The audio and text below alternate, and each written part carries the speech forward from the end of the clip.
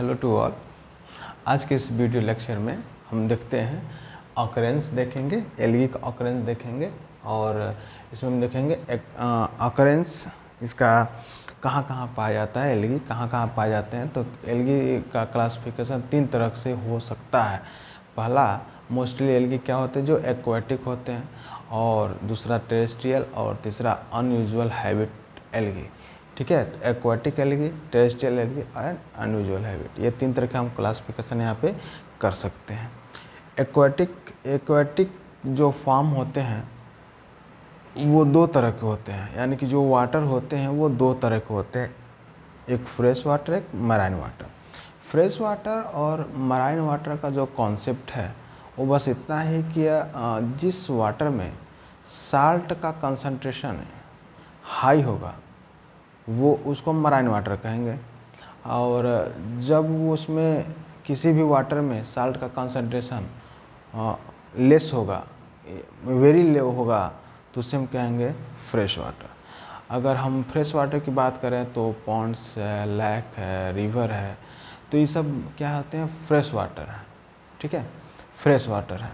और marine water जो समुद्र का पानी वो मराइन वाटर है। यहाँ पर कुछ स्टूडेंट्स ऐसे होते हैं जो फ्रेश वाटर का कॉन्सेप्ट समझते हैं पीने वाले पानी से। ऐसा नहीं है, पीने वाले पानी से ही कॉन्सेप्ट इसका नहीं है। आप जो आपके आसपास लगभग जितने भी पानी हैं, जहाँ कहीं पानी ठहर गया है, या किसी नदी का पानी है, किसी तालाब का पानी है, किसी पोखरे का पानी है, वो सारे क्या हैं, फ्रेश वाटर हैं। अब कहेंगे सर कि फ्रेश वाटर वहाँ पे कैसे, फ्रेश वाटर क्यों हैं? तो हमने फ्रेश वाटर का जो कॉन्सेप्ट है वो दिया है कि जहाँ पे साल्ट का कंसंट्रेशन क्या हो, मच मोर लेस हो, वहीं उसको क्या कहेंगे, फ्रेश वाटर कहेंगे। क्लियर है?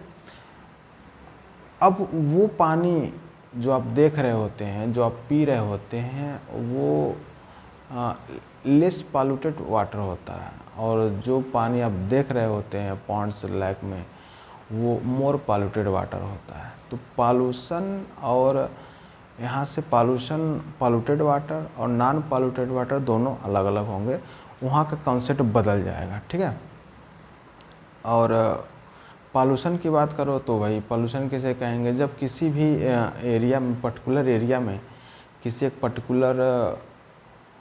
पर्टिकुलर ऑर्गेनिज्म कहें, या पर्टिकुलर गैस कहें, या पर्टिकुलर कुछ भी सब्सटेंस का अमाउंट जब इंक्रीज हो जाता है तो वो क्या कहेगा, पॉल्यूटेंट कहलाएगा। और जिस एरिया में इंक्रीज होगा वो एरिया क्या होगा, पॉल्यूटेड एरिया होगा। वो अलग चीज़ है। यहाँ पे हम लोग दे रहे हैं तो यहाँ पे 2 चीज़ें हैं बस, एक फ्रेश वाटर, एक मराइन वाटर। फ्रेश वाटर किसे कहेंगे, जहाँ पे साल्ट का कंसंट्रेशन लो हो। ठीक है, फ्रेश वाटर में भी 2 तरह के होते हैं, रनिंग वाटर, स्टैग्नेंट वाटर, मतलब एक बहता हुआ जल और एक ठहरा हुआ जल। तो बहते हुए जल में कुछ एल्गी हैं जो पाए जाते हैं, जैसे क्लैडोफोरा है, ओडोगोनियम है और कैरा। ये क्या है, स्लोली रनिंग वाटर में पाए जाते हैं। स्टैग्नेंट वाटर में पाए जाने वाले वो तो वाल्वाक्स हैं, क्लेमाइडोमोनास है और हाइड्रोडिक्टियन है। ये कहाँ पाए जाते हैं, स्टैग्नेंट वाटर में पाए जाते हैं। मराइन फॉर्म की बात करें तो कुछ मेंबर हैं जो फियोफाइसी एंड कुछ मेंबर हैं जो रोडोफाइसी के हैं, वो मराइन फॉर्म में यानी कि ओशियंस में पाए जाते हैं, सी में पाए जाते हैं। ठीक है, तो यहाँ पे ये कॉन्सेप्ट समझ आया फ्रेश वाटर और मराइन वाटर का। ठीक है, कुछ एल्गी ऐसी होती हैं यहाँ पर, कुछ इसी वाटर में ही कुछ एल्गी ऐसी होती हैं जो कॉलोनी में रहती हैं, और ऊपरी सरफेस पे, ऊपरी वाटर के ऊपरी सरफेस पे, पोखरा है, तालाब है, इसके ऊपरी सरफेस पे ही पाए जाते हैं। उनको कहते हैं फाइटोप्लैंक्टन्स या वाटर ब्लूम्स कहते हैं उसको, फाइटोप्लैंक्टन या वाटर ब्लूम्स कहते हैं। ठीक है, चलिए एक कॉन्सेप्ट है, एक और कॉन्सेप्ट है यू प्लैंक्टोफाइटा। नहीं, देखिए सॉरी, एक चीज़ और बताना मैं भूल गया।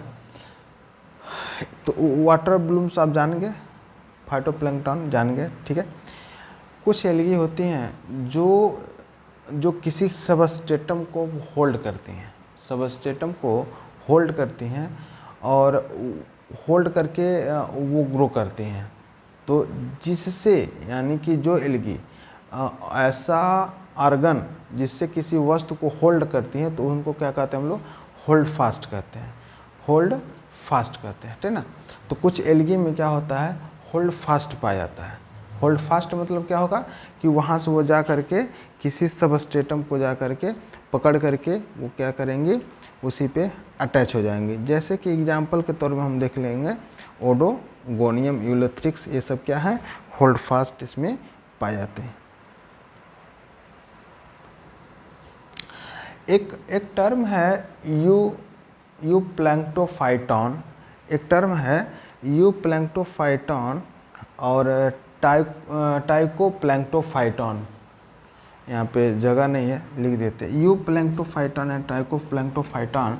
ये क्या है, तो यूप्लैंक्टोफाइटॉन होता है ऐसे एल्गी जो फ्री फ्लोटिंग होती हैं, जिसमें होल्ड फास्ट नहीं पाया जाता है, उसको कहते हैं यू फाइटोप्लैंक्टन। और ट्राइकोफाइटोप्लैंक्टन ऐसे होते हैं जिसमें शुरुआती में तो पाए तो जाते हैं, होल्ड फास्ट पाए जाते हैं या किसी सबस्टेशन से लगे होते, चिपके होते हैं, but later on they are detach from the substratum, that is trichophytoplankton. ठीक है, इतनी एल्गी होती है एक्वाटिक के। ये जो एग्जाम्पल है, एग्जाम्पल आपको याद करने हैं। स्टेगनेंट वाटर में कौन पाया जाता है, रनिंग वाटर में कौन पाया जाता है, कौन मैराइन वाटर में पाया, तो ये एग्जाम्पल आपको याद करना है। तीसरा चलिए देखते हैं, नेक्स्ट देखते हैं इडेफोफाइट, एंड दूसरा है इडेफोफाइट टेरेस्ट्रियल एल्गी, इडेफोफाइट टेरेस्ट्रियल एल्गी। अब इसमें हम दो कैटेगरी बनाए हैं, सेपोफाइट and cryptophyte, सेपोफाइट and cryptophyte. Saprophyte ऐसे algae which algae that they are found on the upper surface of soil, मतलब ऐसी एल्गी जो सॉइल के अपर सरफेस पे पाई जाती हैं उन्हें कहते हैं सेपोफाइट। ठीक है, उन्हें क्या कहेंगे, सेपोफाइट। एग्जाम्पल ले लेंगे तो बाउचेरिया एंड बॉट्रीडियम हो जाएगा। क्रिप्टोफाइट क्या है, क्रिप्टोफाइट ऐसे एल्गी होते हैं जो सॉइल सरफेस के with in the soil surface, यानी सॉइल सरफेस के बिलो द सॉइल सरफेस कह सकते हैं, तो सॉइल सरफेस के नीचे पाए जाने वाले एल्गी को क्या कहते हैं, क्रिप्टोफाइट, जो हो सकते हैं नास्टाक और एनाबेना। ठीक है, अगर हम अनयूजुअल हैबिट की बात करें, अनयूजुअल हैबिट की बात करें तो पहला हो जाएगा हेलोफाइट। हेलोफाइट क्या होगा, अभी तो यहाँ पे देख रहे हैं एक कंसंट्रेशन ऑफ साल्ट का जो है, साल्ट कंसंट्रेशन एक लिमिट में है, तो मराइन वाटर है। अभी साल्ट का कंसंट्रेशन कुछ जगहों पे अनलिमिटेड हो जाता है, बहुत ज़्यादा हो जाता है, यानी कि मराइन फॉर्म से भी ज़्यादा अगर साल्ट का कंसंट्रेशन है, यानी कि हाई कंसंट्रेशन ऑफ साल्ट है, अगर उसमें भी कोई एल्गी ग्रो कर रही है तो उसे क्या कहेंगे, हेलोफिटिक एल्गी कहेंगे। और इसका है क्लेमाइडोमोनास इनहरबर्गी, जो एग्जाम्पल है इसके, डोनेलिया एंड स्टेफनोप्टेरा, स्टेफनोप्टेरा। ये तीन जो आपको दिख रहे हैं, ये एग्जाम्पल आपको याद करने हैं, हेलोफिटिक के एग्जाम्पल हैं। इपीफिटिक, इपीफिटिक और इपीजोइक। जहाँ इपीफिटिक की बात करें तो जहाँ समझिए प्लांट की बात करें, यानी इपीफिटिक क्या है, ऑन द प्लांट है। जैसे इसमें क्या है, चिटोनियम है, कोलियोकीट है, ये क्या है, इपीफिटिक एल्गी हैं जो किसी प्लांट के ऊपर पाई जाती हैं। इपीजोइक एल्गी मतलब इपीजोइक, जुआन एनिमल, तो ऐसे एल्गी जो किसी एनिमल के ऊपर ग्रो करते हैं उसको कहते हैं इपीजोइक। यहाँ पर लिख लें ऑन द एनिमल बॉडी। ठीक है, जैसे कि स्नेल के ऊपर पाया था क्लेडोफोरा क्रिस्पेटा, एग्जाम्पल याद रखिएगा। गिल्स ऑफ फिशेस पे पाया था स्टेगोलोनियम, लेग ऑफ ब्रांचियम्स के ऊपर पाए, मतलब लेग पे, ब्रांचियम्स के लेग पे पाए जाते हैं क्रैसियम। एंड टर्टल के बैक पे पाए जाते हैं प्रोटोडर्मा एंड बेसिक्लेडिया। ये जो होते हैं ये टर्टल के बैक पे, यानी कि ऊपर कवरिंग पे, जो उसके टर्टल कवरिंग जो होती है उसके ऊपर ये पाए जाते हैं। ठीक है,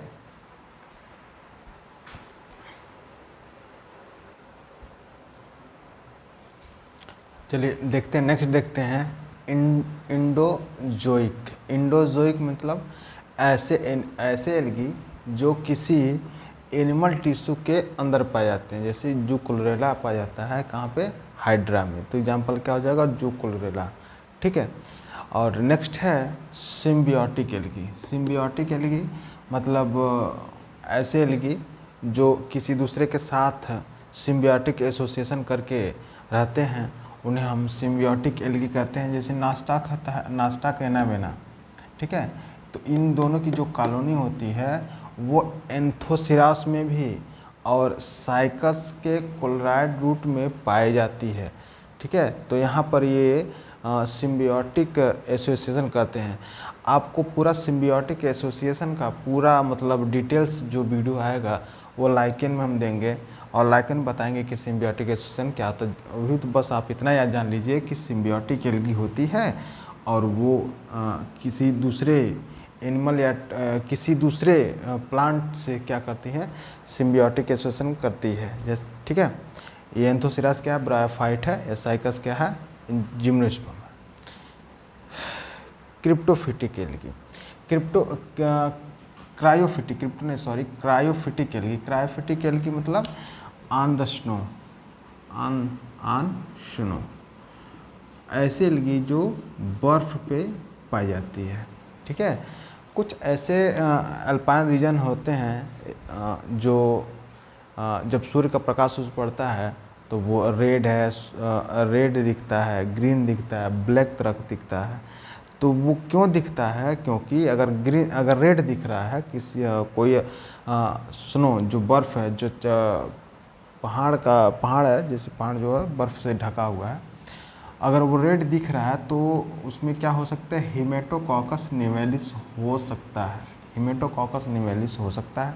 अगर वो ग्रीन दिख रहा है तो क्लेमाइडोमोनास एलोस्टोनेसिस। ये देखिए, क्लेमाइडोमोनास एलोस्टोनेसिस जो होता है, ये क्वेश्चन में पूछा जाता है, टीजीटी पीएचडी और कई कम्पिटिटिव एग्जाम में पूछा जाता है कि green snow is due to the presence of, उसमें ऑप्शन दिया रहा है क्लेमाइडोमोनास एलोस्टोनेसिस।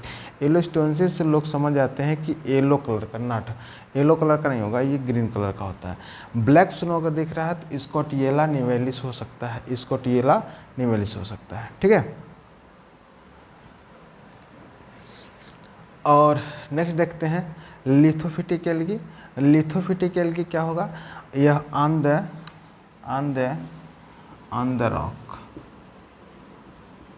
द चट्टान पाए जाने वाली एल्गी को क्या कहते हैं, लिथोफिटिक एल्गी कहते हैं। जैसे रेवुलेरिया है, ग्लियोकैप्सा है। ठीक है। साइटोनीमा यहाँ पे लिखे हमने, साइटोनीमा पाया जाता है, दीवारों पे पाया जाता है, लेकिन जब रेनी सीजन होता है, बरसात होती है, तब दीवारों पे पाया जाता है, वॉल्स पे पाए जाते हैं साइटोनीमा। ठीक है। Lithophytic algae. अब देखते हैं नेक्स्ट है जो है वो है पैरासिटिक एल्गी। पैरासाइट एक दो टर्म होते हैं, आगे चल के जब आप पढ़ेंगे तो दो टर्म आपको मिलेंगे, एक पैरासाइट मिल जाएगा और दूसरा टाइप एक होगा सेप्रोफाइट। सेप्रोफिटिक होता है, एक पैरासिटिक होता है। सेप्रोफिटिक पैरासिटिक अंतर क्या होता है, पैरासिटिक जब वर्ड हो जाएगा तो समझ लीजिएगा कि ऐसा ऑर्गेनिज्म जो किसी दूसरे पे पाया जाता है, लेकिन कहाँ पे, लिविंग सेल्स पे पाया जा रहा है, तो उसको पैरासाइट कहेंगे। अगर वो नॉन लिविंग सेल से पाया जाता है तो उसको सेप्रोफाइट कहेंगे। ठीक है। तो पैरासाइट और सेप्रोफाइट का कॉन्सेप्ट बस इतना ही है, लिविंग एंड नॉन लिविंग। सिफिलोरियस विरसेंस जो पाया जाता है कहाँ पर, red rust in T and coffee. ठीक है। तो जब हम प्लांटेशन करते हैं चाय की और कॉफ़ी की, तो उसके ऊपर सिफ्लोरियस वर्डिस पाया जाता है, जिस डिजीज काज करता है रेड रस्ट। ठीक है। रेड रस्ट डिजीज काज करता है, और ये डिजीज किस तरह, सिफ्लोरियस वेरिसेंस के द्वारा होता है। ठीक है।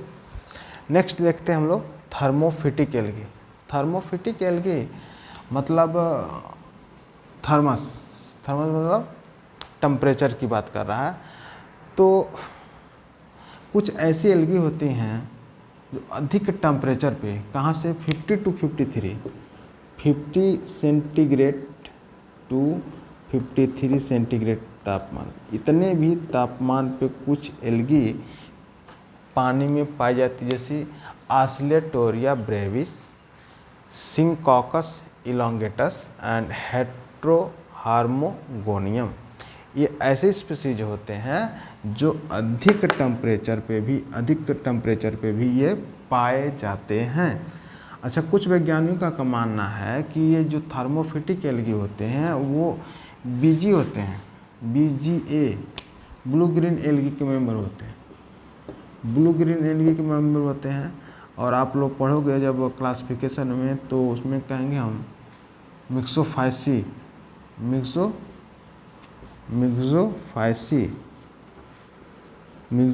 के मेंबर होते हैं, या साइनोबैक्टीरिया जिसको कहते हैं ना, साइनोफाइसी इसी का नाम है, मिक्सोफाइसी या साइनोफाइसी कहते हैं, और इसी को हम बीजे भी कहते हैं। तो ये जो मेंबर होते हैं साइनोफाइसी के, जो जितने मेंबर होते हैं, ठीक, उनमें क्या होता है, न्यूक्लियस एब्सेंट होता है। क्या होता है? न्यूक्लियस क्या होता है? एब्सेंट होता है।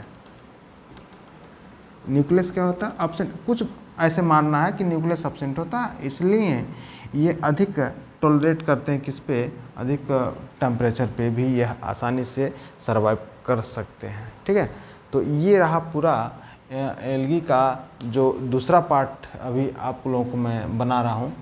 ये दूसरा पार्ट रहा है और इसमें पूरा हमने पूरे एल्गी को, उसके ऑकरेंस, उसके हैबिट को पूरा हमने रखा हुआ है।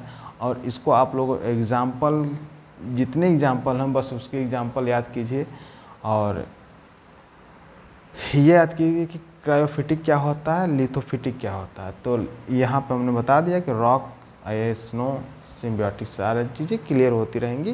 और जो क्लियर है उसको देख लीजिए, स्क्रीनशॉट ले लीजिए। अब बाकी इस चीज़ को आप अगर नोट्स पे लिखना चाहते हैं तो नोट्स लिख लीजिए। एग्ज़ाम में आपको ऐसे ही लिखना है। एग्ज़ाम में आपको अगर आ जाएगा, लॉन्ग क्वेश्चन आ जाएगा, तो लॉन्ग क्वेश्चन पूछता है ऑकरेंस पे, एक लॉन्ग क्वेश्चन पूछता है हैबिट एंड हैबिटाट पे, उसके लॉन्ग क्वेश्चन पूछता है। तो लॉन्ग क्वेश्चन में आप ऐसे ही हेडिंग डाल करके उसको क्या करेंगे, लिखेंगे। ठीक है, तो आज के लिए बस इतना ही। Thanks for watching.